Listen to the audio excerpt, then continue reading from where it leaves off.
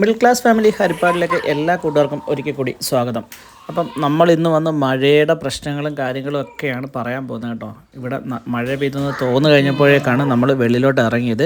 ഇറങ്ങിക്കണ്ട കാഴ്ചകൾ വളരെ ദയനീയമാണ്. അതായത് കൊണ്ട് വീട്ടിലോട്ടൊക്കെ വെള്ളം കയറി തുടങ്ങുന്ന സിറ്റുവേഷനാണ്. അപ്പം കണ്ടങ്ങളും പുഞ്ചകളും കൈത്തോടുകളും എല്ലാം നിറഞ്ഞ് കാർത്തിപ്പള്ളി താലൂക്ക് ഏരിയയുള്ള ഭാഗങ്ങളാണ് ഇതൊക്കെ. അത്യാവശ്യം വെള്ളമൊക്കെ നിറഞ്ഞ് തുടങ്ങിയിട്ടുണ്ട്.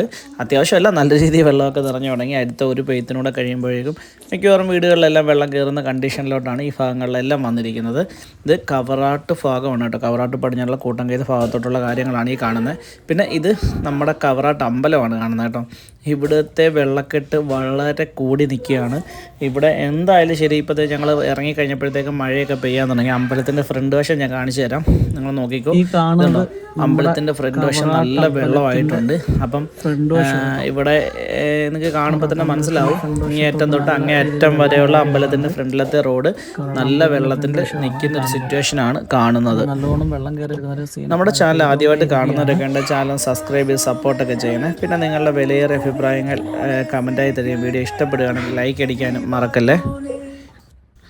എന്നാൽ നമ്മുടെ എടത്വ പോകുന്ന റൂട്ടുള്ള എടത്വ, തിരുവല്ല, ചങ്ങനാശ്ശേരി, വിയ്യപുരം റൂട്ട് പോകുന്നവരാരും ഈ റൂട്ട് വരരുത് പ്രത്യേകിച്ച്. കാരണം ഇവിടെ എല്ലാ വീടുകളിലും വെള്ളം കയറിയിട്ടുണ്ട്. ഇത് കണ്ടോ, വെള്ളം കയറി കിടക്കുന്ന വീടുകളൊക്കെ ഞാൻ കാണിച്ചു തരാം. ഇതുണ്ടോ, വെള്ളം കയറി കിടക്കുമോ വീട്ടിലോട്ട്, കണ്ടോ. അപ്പം അത്യാവശ്യം ഇവിടെയുള്ള എല്ലാ വീടുകളിലും വെള്ളം കയറിയിട്ടുണ്ട്.